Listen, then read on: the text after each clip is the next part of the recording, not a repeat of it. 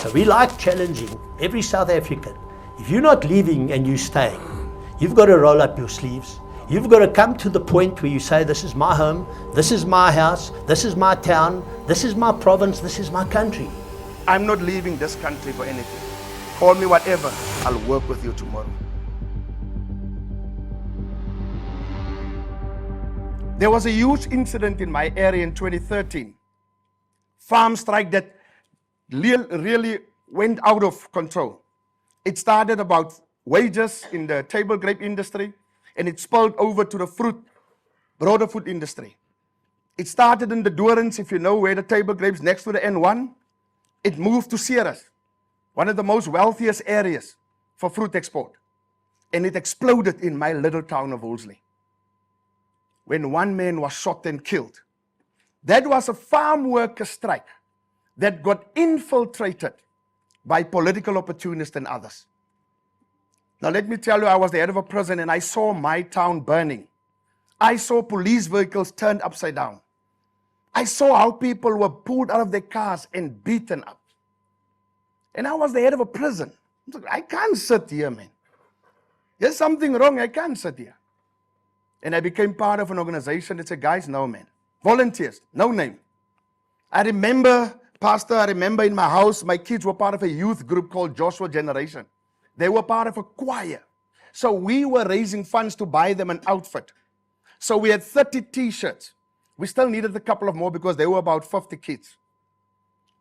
And that day when the strikers were so on their most violent, I had nothing else but those t-shirts to give to the pastors and friends I invited to join me to speak to the strikers, to speak to the community leaders, to pray with them.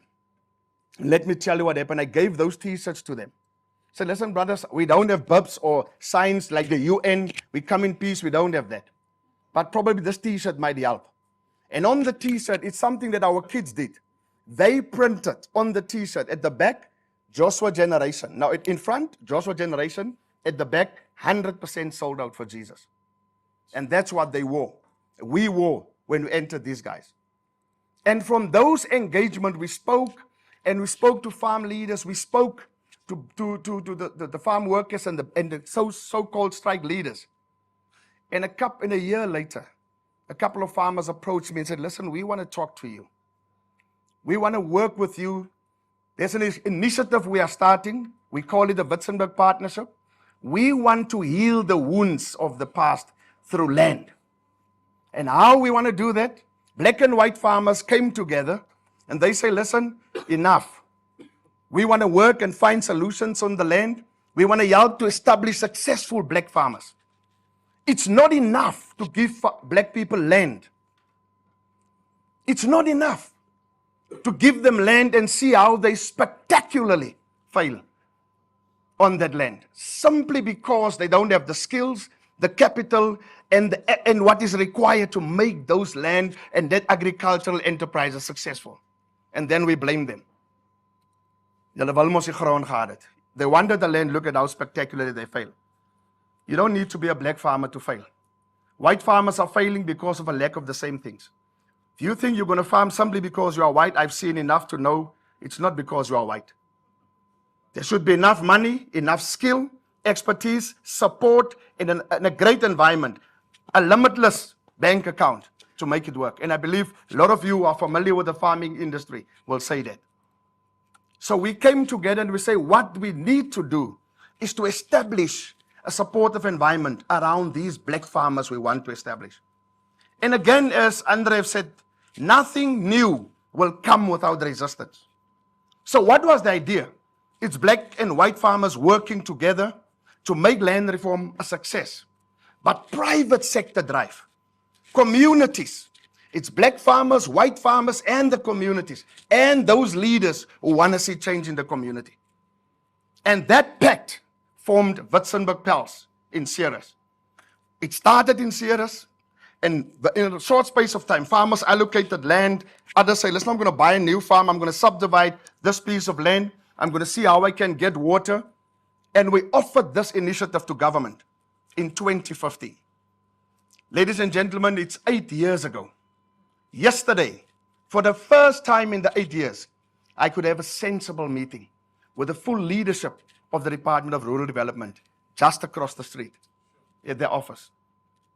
You know why? Government realized without you, private sector, without us, civil society, who make things work on the ground, government can't do it alone. I think after 8 years, they've realized that. We have established about 51 projects in the Western Cape. And in 2020,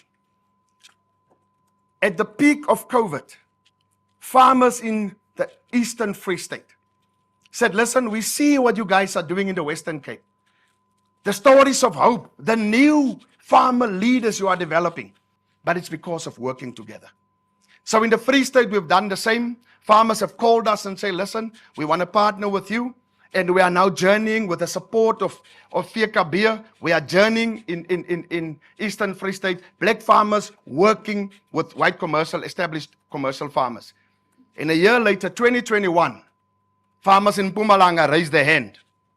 They said, listen, Laagveld and Hoofveld, we want to meet with you. And a few months later, we launched in Mpumalanga Pals at the Bombela Stadium. And I challenged the farmers in Mpumalanga, black and white. Stop allowing other people to speak on your behalf. If you're a farmer, black and white, the challenges are the same. If we can't get favorable lending rates at the banks, if we can't get good prices for our products, if it's not raining as a farmer, black or white, you're in stress. So we need to unite our farmers, because when we are angry, hunger sees no color.